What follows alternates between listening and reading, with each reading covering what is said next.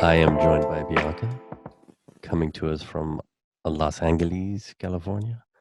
So I work for a tech company, and you're a nerd. You're a nerd, aren't you? Oh yeah, big Yeah, time. I knew it. I could tell. So let's talk tech. Let's get nerdy. Let's do it.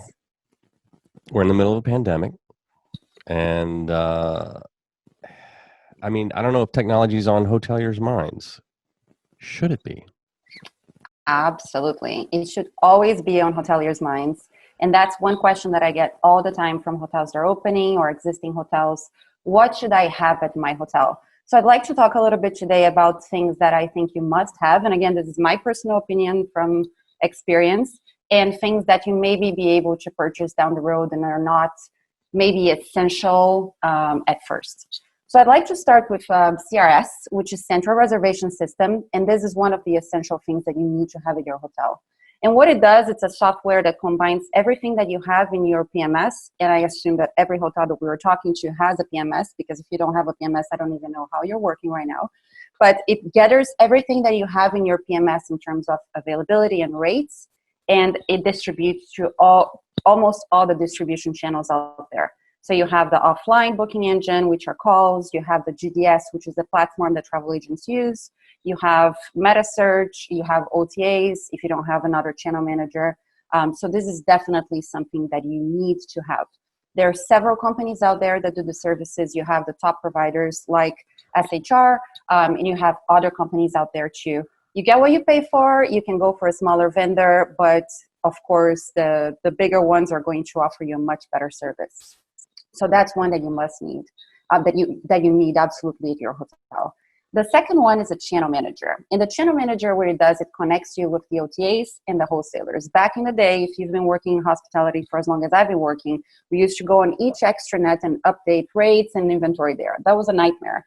And what channel managers do, they combine all the OTAs, the ones that you choose to work with, and you can make all the changes through the channel manager. A lot of people also ask me, what is the difference between a channel manager and the CRS? Should I have one or the other? Well, the channel manager is going to connect you with the OTAs, but it's not going to connect you with a booking engine, with the GDS, or your offline booking tools. So if you want to be connected with everyone, you should have both.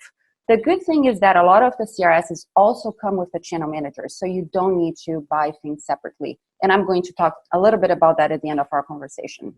And then the third thing that I'm going to talk about is a booking engine. The booking engine is going to be the tool that you have on your website that people can book directly with you. That's probably the most preferred channel for hoteliers because you have the data from the guests. So you must have a booking engine. One thing that I'm surprised, a lot of hotels don't pay attention to this channel very much. They don't know their conversion.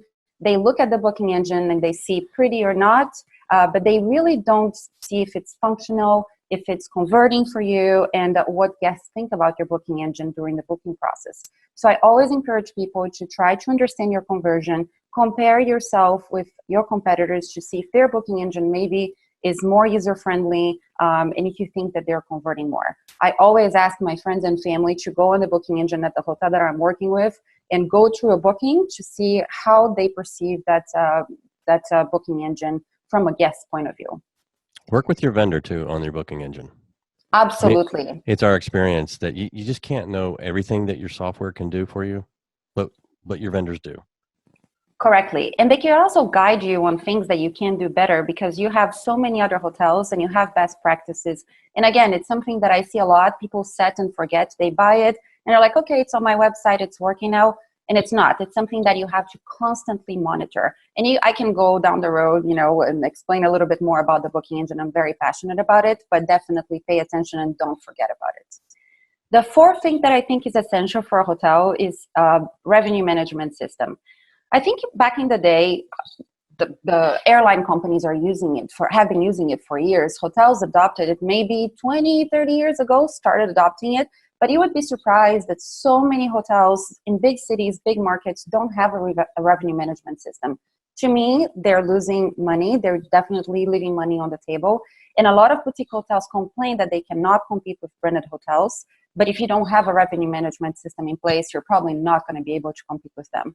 What the systems do, they do not replace a director of revenue or a revenue manager, but they allow them to do their jobs properly, which should be analyzing the data, understanding the data, and making intelligent decisions. A lot of revenue managers today are still using Excel spreadsheets to make their pickup reports or to combine data for their owners, while they could be using a revenue management system and analyzing this data and, again, making efficient decisions. So this is one that again, there are several vendors out there, and you can choose from the most expensive to the most affordable. You get what you pay for, but I think it's essential for hotels today, especially boutique hotels, if they want to compete with branded hotels. So I cannot stress how important the system is. It's not going to replace you if you're a revenue manager. It's just going to enhance your performance at the end of the day. And then a couple of things that are amazing to have, and these are more on the marketing side. And if you have the budget, please go for it. But I think it's probably okay if you purchase down the road. One of them is the CRM, which is the central customer relationship management. So this combines all the data from your customers, and it's going to eventually allow you to interact with them for future stays, or to interact with them if they stayed with your hotel before. It's going to combine everything that they like, that they spent at the hotel. So this is going to be a tool that it's going to have all of that in one place for you. If you have a CRM, you probably want to do digital marketing campaigns down the road, which you should if you have the budget. And that's another subject that we could go on and on and on talking about. But just for the sake of time, definitely invest on digital marketing campaigns. A lot of people, the majority of people do not read newspapers or magazines anymore. Everything is online. So you should be investing on those campaigns if you have the budget.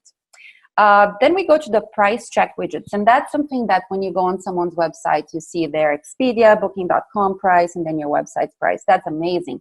And what that allows is for the guests to stay on your booking instead of going to Expedia and check if the price is cheaper on Expedia. So they stay within your booking engine. If you do not have parity, I encourage you to check your parity, fix it, and then place one of these widgets on your website. The widgets are very smart, and they're not going to show Expedia's price if it's cheaper, but at the same time, if the price is not there, that's going to encourage the guests to go on Expedia and check, and the likelihood of them booking on Expedia is higher. So check on your parity. If you do have parity, those tools are amazing for you to keep the guests within your booking engine. And then the other thing, I'm going to go into chatbots before I go into my next one. That's one that I also get all the time. Can I have a chatbot on my website? Should I buy it? I think it's great because it's really allowing you to talk to your customer live. A lot of cultures, South America, Europe, we love WhatsApp.